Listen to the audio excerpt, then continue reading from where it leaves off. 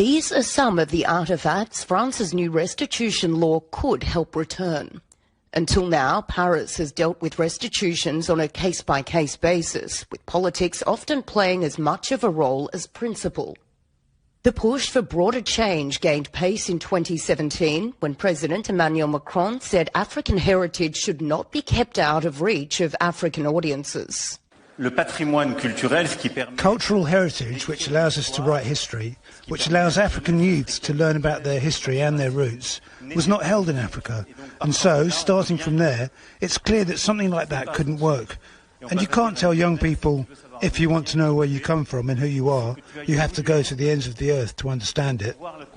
Now, nearly a decade later, France has a law outlining how countries can request the return of cultural goods.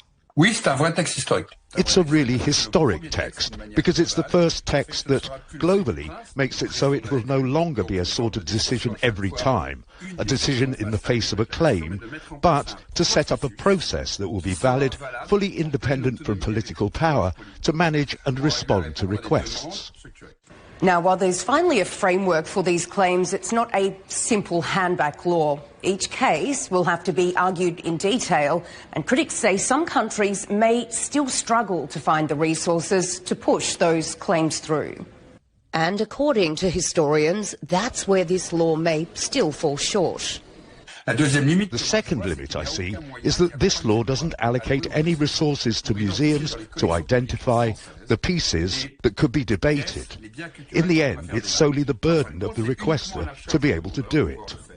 So while the law opens the door, there's still hard work ahead. Claims will still depend on evidence, capacity and political will on both sides. The law must always be accompanied by a political will, by an institutional, technical, but also financial. So the question now is no longer about whether France should have a restitution law. It's about whether that law leads to more returns and how quickly.